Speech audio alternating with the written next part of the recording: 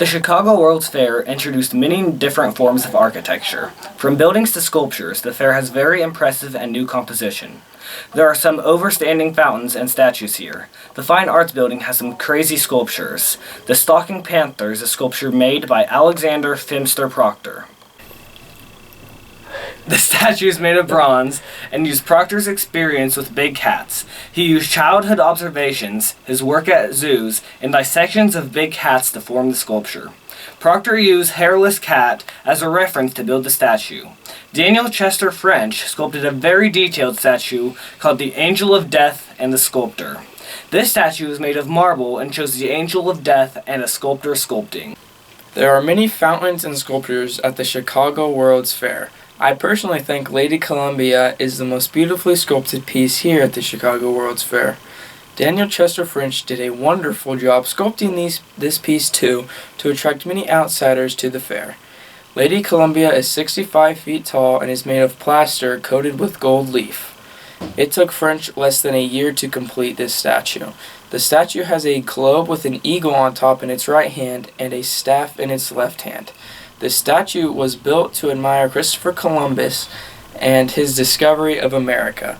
Lady Columbia is surrounded by the Manufacturers and Liberal Arts Building, the Agriculture Building, and the Perry-Style Building. French used Edith Minturn Stokes as the model for the statue. Opposite of this statue sits a Columbian fountain sculpted by Frederick MacMonnies. The Columbian Fountain was one of the most attractive displays at the Chicago's World Fair. The fountain is one of my personal favorites because of the story behind it. The beautifully sculpted barge is the largest fountain in the world. I mean, this thing must be important if the whole World's Fair was called World's Columbian Exposition. The Columbian Fountain was constructed by Frederick William MacMonnies. This fountain is a part of an exhibit called the Court of Honor, which includes many buildings and other exhibits such as agricultural buildings. The fountain isn't just meant to be pretty. It represents something.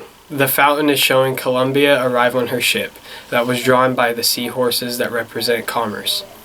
The people the boat being rowed by represent the arts and industries. The Columbian Fountain attracts many people from near and far. It sure made me take a second look when I walked by. Nobody would have even thought construction of something this elaborate and beautiful would be possible. It's just magnificent. Yes, these fountains are beautiful. Just one problem right now. They aren't fountaining anything. This is one of two electric fountains which complement the Columbian Fountain, and these are nearly as impressive as Mr. MacMonnies' creation himself. Wow, these colors are incredible. We can see the blue water lava, the green water lava, the pink, red, yellow, and even golden water lava. There are 38 lights used to illuminate the water, each requiring over 1,000 horsepower to function. The electric fountains were constructed with 304 jets which spew the water more than 150 feet in the air. They are 60 feet in diameter, and this fountain has one of the biggest cultural effects on the Chicago World's Fair because it is introducing the world to a new, incredible form of energy, electricity. The fountain is one of the attractions that showcases the beauty of electricity. Every Tuesday and Friday there are between 2,000 and 3,000 visitors you can join in spectating. Everybody I've seen has been ecstatic to come see the new and unique inventions that they wouldn't have dreamed of just a century before. We have seen just some of the incredible fountains and statues from the Chicago World's Fair. We've looked at the Columbian Fountain and its unprecedented size, the electric fountains and their beautiful colors and new technology, and we've headed east to Lady Columbia statue with her golden staff. These fountains and statues were all made for the same purpose. They were made to honor the 400th anniversary of Christopher Columbus reaching the New World.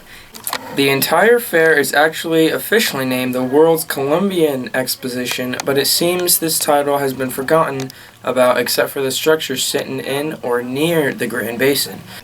So if you want to see the greatest celebration of Columbus the world has ever seen, come to the Grand Basin at the Chicago World's Fair and take a look at this brilliant architecture.